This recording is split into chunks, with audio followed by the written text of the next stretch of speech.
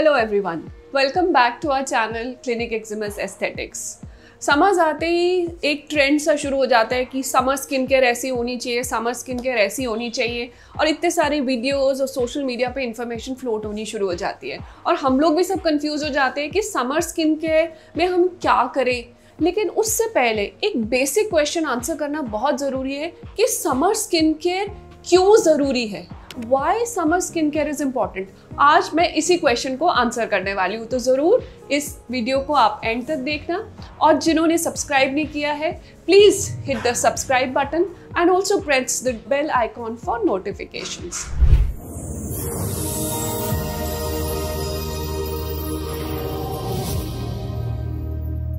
अब main issues क्या आते हैं समर में, पहले उसके बारे में बात करते हैं।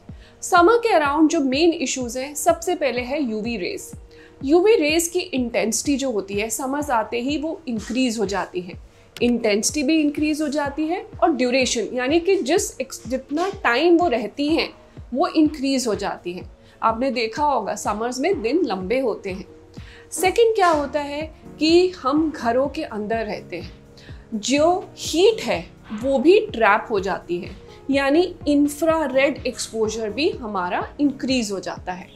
आपको याद ही होगा कि मैंने आपको ये सब चीज़ें बताई हुई हैं कि UV rays, infrared plus blue lights, ये सारी ही पिगमेंटेशन को इनवाइट करती हैं। तो ऑब्वियसली जब ये चीज़ होंगी तो पिगमेंटेशन भी बढ़ेगी।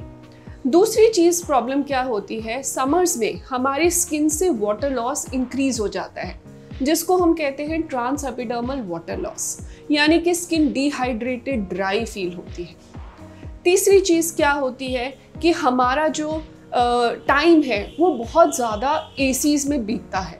अब एसीज़ में टाइम बीतने की वजह से इंडिया में जो भी एसीज़ हैं वहाँ ह्यूमिडिफायर्स का कॉन्सेप्ट नहीं है, यानी कि आपको टेम्परेचर तो कोल्ड मिलेगा लेकिन मॉइस्चर लेवल का कुछ कंट्रोल नहीं है।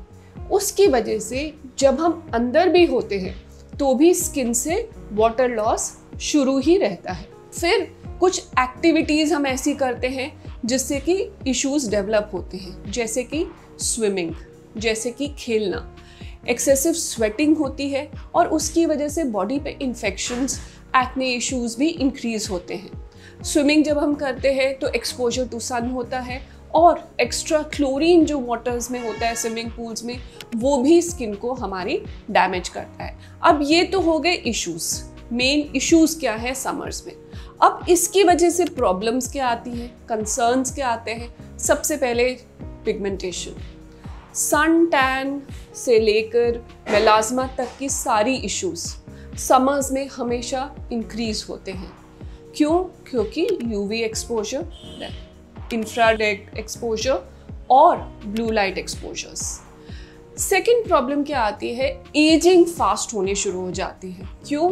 क्योंकि ड्राइनेस है, हमारी स्किन वाटर लूज कर रही है और हम कई बार मॉइस्चराइज़र अवॉइड कर देते हैं कि नहीं बहुत स्वेटिंग हो रही है, मैं मॉइस्चराइज़र लगाऊं ही क्यों, या यू फील कि आपका मॉइस्चराइज़र आपकी स्किन पे हैवी सिट कर रहा है तो आप उसको अवॉइड कर देते हो। फिर आप अवॉइड करते हो कि हम घर के बाहर तो जा नहीं रहे हैं तो हम सनस्क्रीन क्यों लगाएं, तो हम घर के अंदर भी सनस्क्रीन अवॉइड कर देते हैं। इसकी वजह से sun tan, pigmentation, uneven tone, freckles होना, मेलास्मा जैसी प्रॉब्लम्स समर्स में हमेशा इंक्रीज होती हैं। सेकेंड इशू आता है हमारा एजिंग का। एजिंग की वजह से भी, क्योंकि इतनी ड्राइनेस है तो भी हमारी स्किन में रिंकलिंग, फाइन लाइंस हमें समर्स में ज़्यादा दिखने लगती हैं। तीसरी प्रॉब्लम होती है कि मोल्स, कुछ लोगों के मोल्स जो होते हैं वो समर सीजन में इंक्रीज हो जाते हैं।